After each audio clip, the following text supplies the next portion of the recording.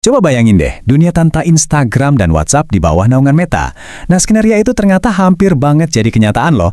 Di pembahasan kali ini, kita akan kupas tuntas sebuah putusan pengadilan yang super mengejutkan dan mengubah semuanya. Jadi ceritanya gini, pemerintah Amerika Serikat itu mau maksa Meta buat ngejual dua platform andalannya. Ya, dua aplikasi yang mungkin lagi Anda buka sekarang, Instagram dan WhatsApp. Tapi tiba-tiba ada satu putusan pengadilan yang baru aja keluar, dan hasilnya, wah benar-benar di luar dugaan. Putusan ini bakal ikut nentuin arah masa depan media sosial. Oke, kita bedah lebih dalam yuk. Kita mulai dari bagian yang paling penting dan paling fresh, yaitu putusan akhirnya itu sendiri. Singkatnya, Meta menang telak. Pengadilan memutuskan kalau mereka nggak melanggar hukum anti-monopoli. Artinya, mereka nggak perlu menjual Instagram dan WhatsApp. Ini jelas kemenangan super besar buat Mark Zuckerberg yang udah bertahun-tahun di bawah tekanan hukum. Oke, pertanyaannya sekarang, kok bisa sampai digugat segala? Gimana ceritanya? Nah, untuk itu kita perlu mundur sedikit buat lihat akar permasalahannya, yaitu tuduhan yang dilayangkan ke Meta dari awal. Jadi, inti dari semua ini tuh ada di satu konsep yang namanya hukum anti-monopoli. Gampangnya gini, hukum ini ada untuk mencegah satu perusahaan jadi terlalu berkuasa atau jadi raja sendirian yang bisa seenaknya ngatur harga dan matiin semua saingannya. Nah, yang menuduh ini adalah Komisi Perdagangan Federal Amerika Serikat atau FTC. Menurut mereka, Meta ini mainnya nggak adil. Mereka dituduh sengaja menghancurkan para pesaingnya secara sistematis biar bisa mempertahankan posisinya sebagai penguasa tunggal. Argumen FTC ini bukan baru kemarin sore loh. Katanya, semua berawal dari strategi Zuckerberg di tahun 2008 yang bilang, lebih baik membeli daripada bersaing. Dan benar aja kan? Di tahun 2012, Instagram yang lagi naik daun dicaplok. 2 tahun kemudian giliran WhatsApp yang diakuisisi.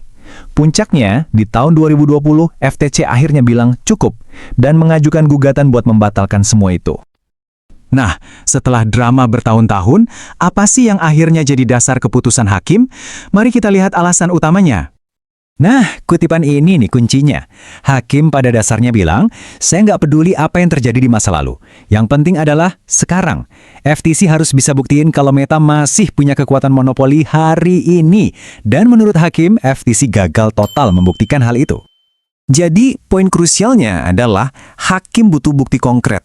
Bukti kalau Meta hari ini tuh punya kekuatan buat ngendaliin pasar seenaknya tanpa ada saingan yang berarti. Dan bukti itu harus relevan dengan kondisi sekarang. Bukan zaman dulu. Beliau menekankan banget, meskipun dulu akuisisi Instagram dan WhatsApp itu disetujui, nasib kasus ini 100% bergantung pada lanskap persaingan saat ini. Jadi, masa lalu ya masa lalu, nggak bisa jadi patokan.